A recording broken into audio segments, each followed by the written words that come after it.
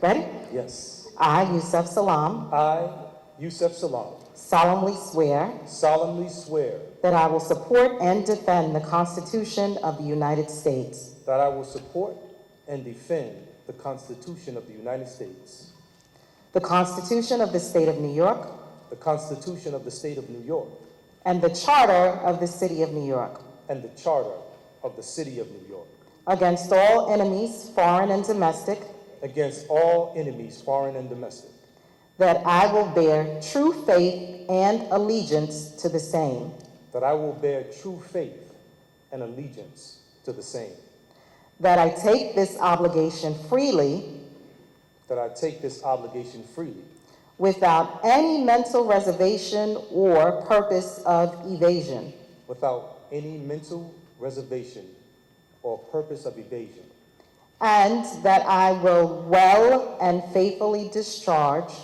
and that I will well and faithfully discharge the duties of the office the duties of the office which I am about to enter. which I am about to enter. So help me God. So help me God.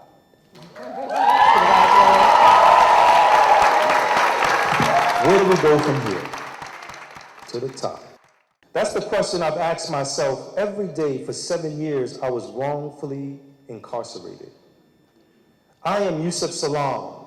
Many of you know me as one of the exonerated 5 alongside 4 other young men. Kevin Richardson is here with us. I salute you, King. I'm not sure if Corey is here with us. Corey King Wise. Yes, indeed. I'm gonna lift their names up in this space because these are my sacred brothers through the journey that we went through. Raymond Santana.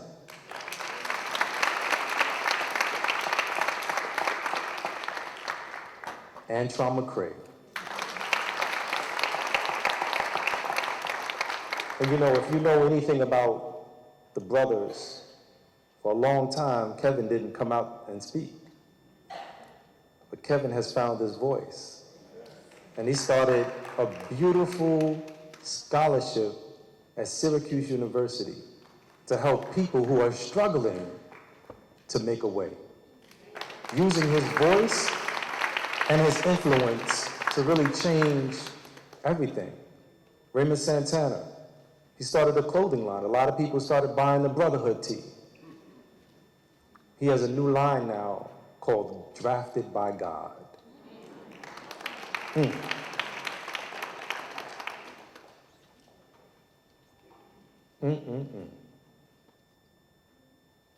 We were falsely convicted in the infamous Central Park jogger case.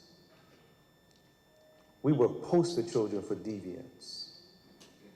They changed the laws in America as it relates to adjudicating young people. And when they found out that we didn't do it, those laws still remained. We got a huge fight. But the perspective that I have, which is so interesting to me, because as I was sitting there, I was listening to everyone celebrate me. And I was like, man, who is that guy?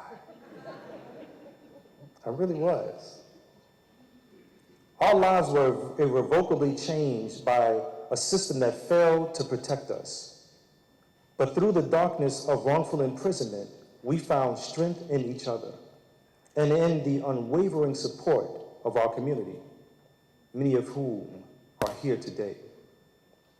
Our exoneration shined a light on the systemic unfairness that continues to plague our criminal justice system, particularly for Black and brown boys and girls who, like me, go for no reason from innocence to incarceration. As your councilman, I will fight for not just criminal justice, but job justice. We're going to be able to put people to work and end the generational cycles of poverty. We have to do it. I'm going to be fighting for educational justice. You know, they base how many jails to build by the time our children in public schools are in the 3rd and 4th grade. We're going to break that generational curse. Educational justice where every child gets the teachers and ideas that can free his or her future. Housing justice where everybody can have the basic dignity of a reliable roof and bed to curl up in. As I take on the responsibility of representing the vibrant and diverse 9th District, I am filled with hope, knowing that together we have the power to affect change, real change. Harlem is more than just a collection of streets and buildings. It is a beacon of Black culture, history, and resilience. From the Harlem Renaissance to the Civil Rights Movement, this neighborhood has always led the way, and we shall do so again. So today, as we celebrate the dawn of a new era, let us recommit ourselves to the work that lies ahead. And let's not fool ourselves. It takes work, a lot of work. But that's why we're here. We're here to strive to unleash the full potential of every single citizen. We who live north of Manhattan share the same dreams of our neighbors that live in the south of Manhattan. We want so many things, but most of all, just one. We want a chance. Here in Harlem, we're a family, and this campaign was certainly a labor of love. We are intentional about shaping the world we want to live in. And in these trying times, there are two things we know for sure. There's great change is coming to our community, and it is our responsibility to move as one Harlem to ensure that we reap all the benefits that we deserve. I remember many days at that courthouse. Mr. Salaam was there every day and never gave up on her son. And I thank God she lived to see the day he will put his hand on that Bible and be the councilman. He, from the first Black city councilman in New York, was Adam Creighton Powell.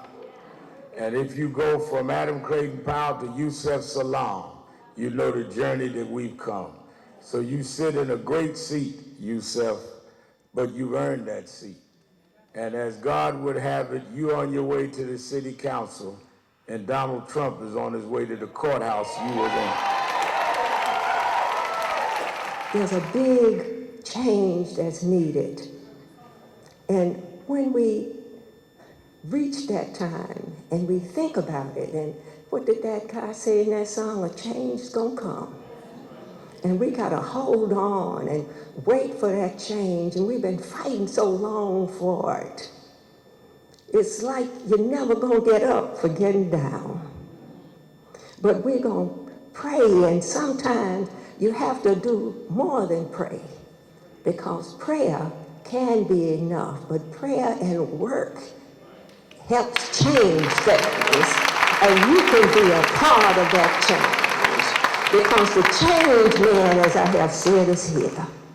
But we have to work with him. I had to explain to Yusef the other day how, this was his first year. Next year would be his second year. And he either have to be in or out. At the end of that year, somebody else would take his place, or he had to be doing stuff where people would vote for him, because it's like a continuous circle that we're in and that he's in. And part of that circle is reaching out to your community and making sure that your community is aware that you are doing things for them. And the other part is that the community helps you to do those things.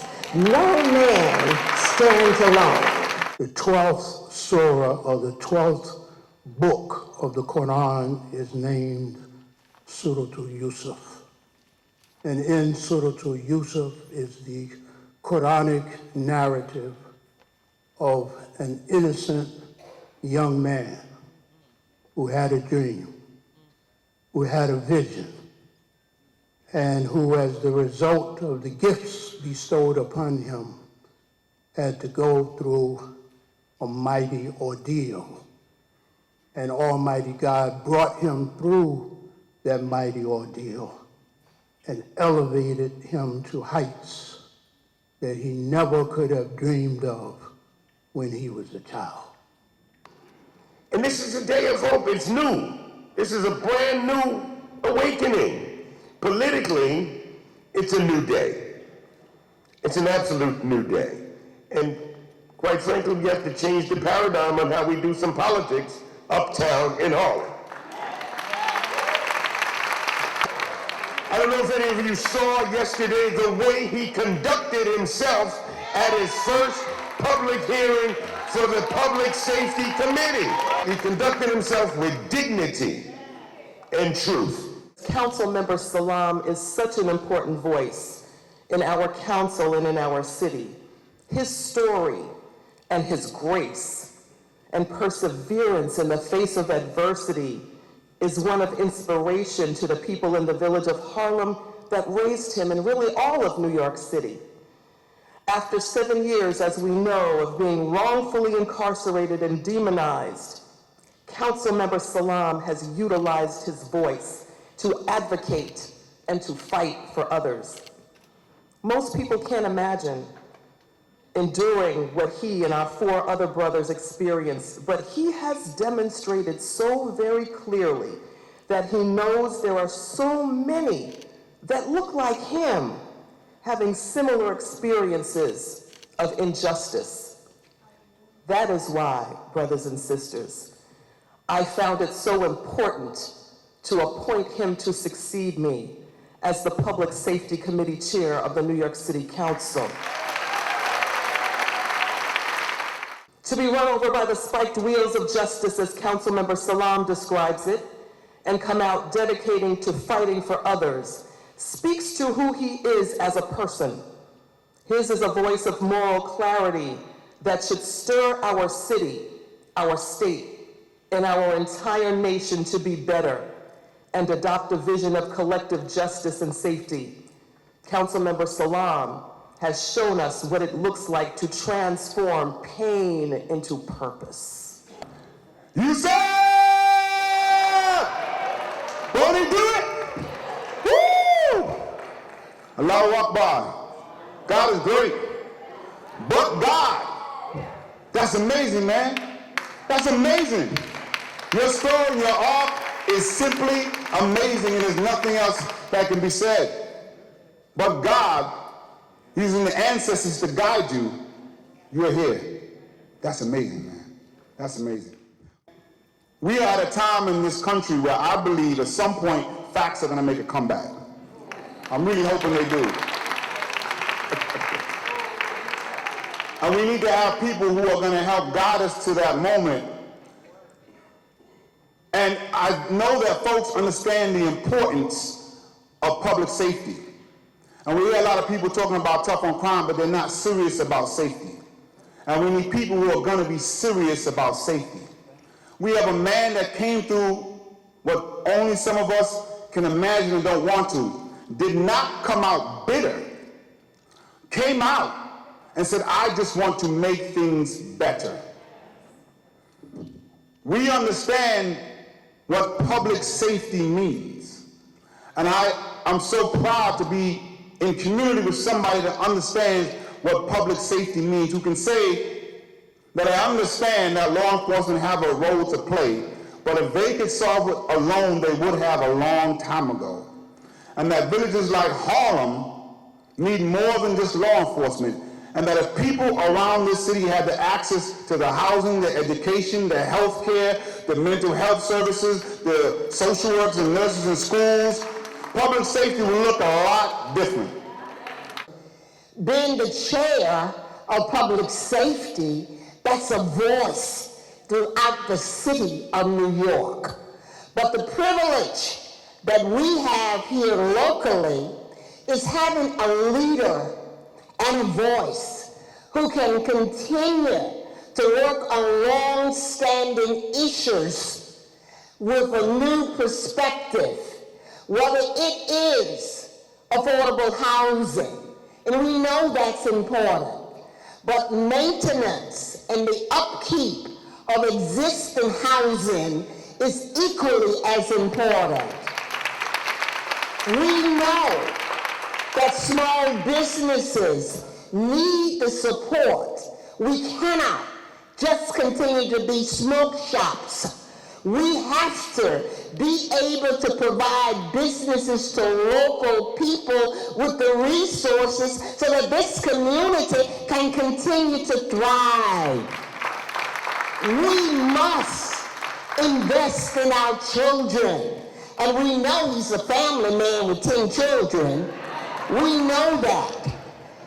But to help our young people know and to see the opportunities, being young, gifted, and black, and having a chance. And how do we know he will be such a voice and a leader? Because of his own lived experiences. As it has been mentioned, the perseverance, the resiliency, and the love, being better, not bitter. All of this speaks to the hope that we have here and willing to share it with everyone throughout the city. I want to acknowledge someone who's here who's also very inspiring, Mr. Kevin Richardson, who's a fellow member of the Exonerated a half a century in which he overcame more challenges and more injustice to arrive here to become a member of the New York City Council. When I think about what Dr. Salaam is going to do in the next half century of life, it's mind-blowing. It is truly mind-blowing. I'm thinking of this leader who 35 years ago was absolutely slandered in a bunch of newspaper ads bought by a two-bit real estate mogul. And today, we're swearing in Dr. Yusef Salaam to be a member of the New York City Council. And I don't like to say his name. So the two-bit real estate mogul, 91 criminal indictments. And also, by the way, he's about to lose his real estate empire in New York, thanks to the brave, fearless Letitia James, Attorney General of New York State.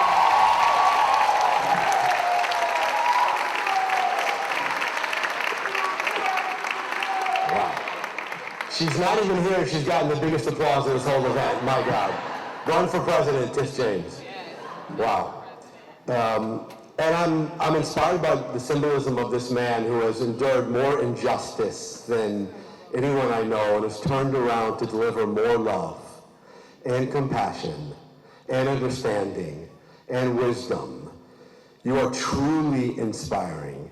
No one should mistake those qualities of love and compassion for weakness. It takes a lot of strength to have love and compassion. And we're going to need your strength right now, Council Member, in your role leading an incredibly important and challenging committee in public safety. You know they gave you a very tough assignment, but you have a singularly powerful voice on questions of criminal justice. I know you're going to use it. We're going to need your strength on issues like dealing with the epic housing affordability crisis in Harlem, in New York City. And I mean, this is going to be a tough one. You can't move a bench in New York City without a fight. Building a building is not easy, and we're going to need your strength of character, and I know you have it. I know you do. And finally, I have a request of you, sir. Don't change. Now,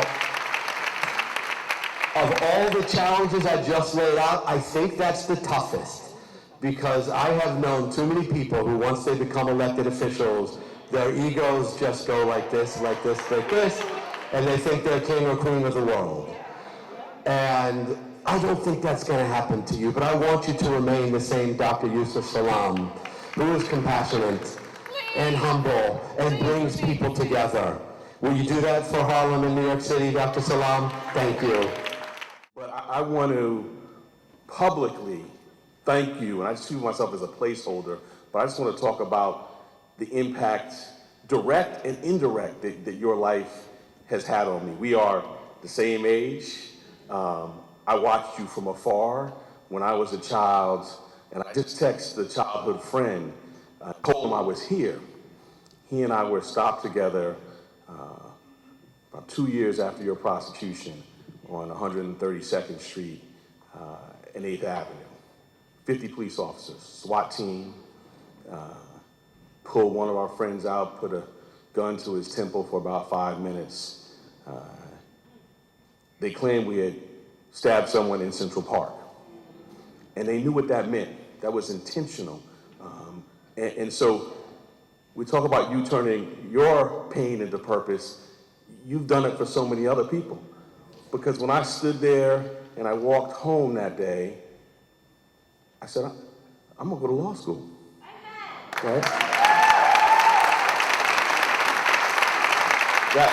That's your impact, and I'm just one story. I walk around the village of Harlem and people tell me the impact you've had on them.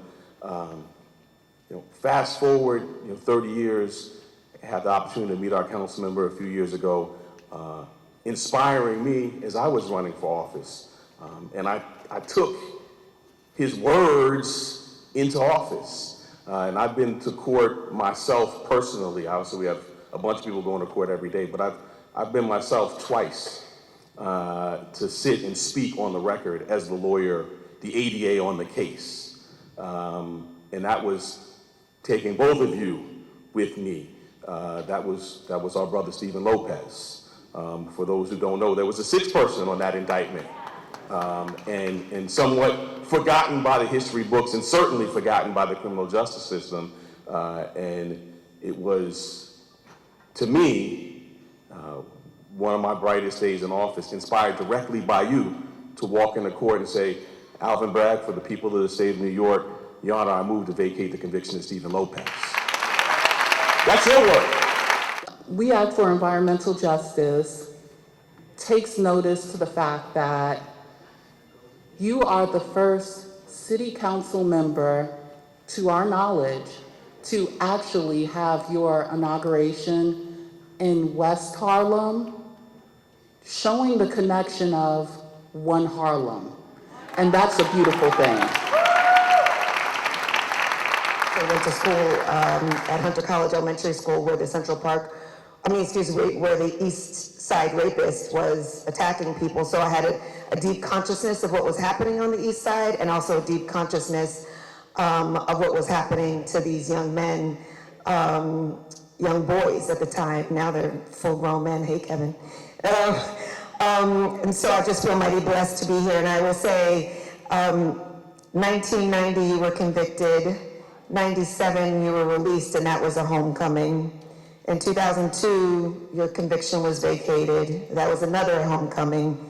2014, after much battling, finally the settlement came through. And last year, a year and a half ago, I had the great honor of working on the Gate of the Exonerated, and that was also a homecoming. But this is the homecoming that Harlem has always wanted to give to you.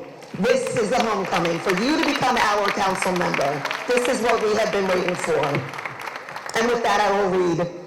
Dear Council Member Salaam, it is with immense pride and heartfelt congratulations that I extend my blessed wishes to you on your inauguration as our prestigious New York City Council member for District 9, a district that I have had the honor of serving for nearly 11 years. Your journey to this position is a testament to your resilience, dedication, and unwavering commitment to justice and community service. Your appointment as the chair of the Public Safety Committee is a significant milestone for not only for you, but for our community. I'm confident that under your leadership, the committee will make great strides in enhancing the safety and well-being of all New Yorkers. As the first Black woman to ever serve in leadership in the New York City Council, I know firsthand the challenges and opportunities that lie ahead. Your remarkable journey from being a member of the Exonerated Five to distinguished leader of our community is an inspiration to us all. It is a powerful reminder that with courage, determination, and commitment to justice, we can overcome even the most daunting obstacles. As I approach my retirement from the New York State Assembly at the end of this year, I do so with a sense of fulfillment and gratitude. It has been an honor to serve our community and to witness the emergence of leaders like you who are dedicated to making a positive impact. Please know that my support and best wishes are with you as you embark on this new chapter of public service. I'm confident that your leadership will bring about meaningful change and continue a legacy of progress in District 9. Once again, congratulations on your well-deserved success. I look forward to seeing all that you will accomplish in your new role. Grace and Godspeed. Inez E. Dickens, New York State Assembly Member, Senate 70th Assembly District. Thank you. This young man here was one of my younger homies. And we always, because being older than them, we always yelling at them. And I saw everything, I was there. And he went through what he went through. But I'm gonna tell you one thing, and if anybody knew Mr. Salaam, you already knew this one thing. He was always gonna be here, the role was just a little curvy. He was always gonna be this guy. If you knew his mother, you already knew he was gonna be this guy. With that being said, there's no way that I could not be here tonight. There's no other place in the world that I would rather be than right here, right now. Because I am from Harlem, he is from Harlem. If you're from Harlem, put your hand in the air. So with that being said, Kevin Richardson, where are you, sir? Where's Kev? Kev, come up here, man. Come up here, man. Come up here, Kev. You know why? Because no matter what, his victory is his victory. Because I saw it all with my own eyes. These are the young homies. With that being said, I'm from Harlem, he's from Harlem, and he's from Harlem. Now, the work has to be done, but right now we need to party. Do y'all want to party a little bit? With that being said, let's go. Put it up. Hands up. Hands up. Hands up. Hands up.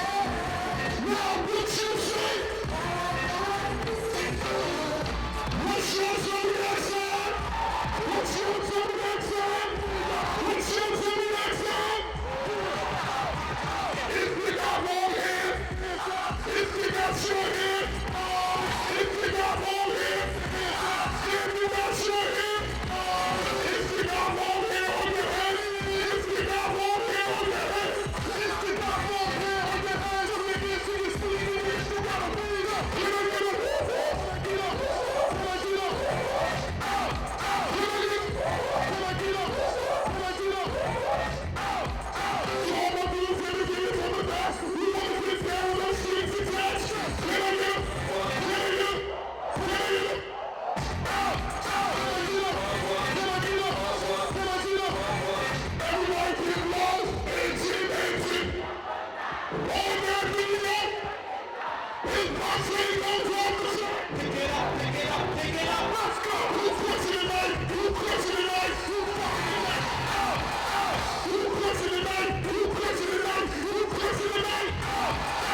Stop playing!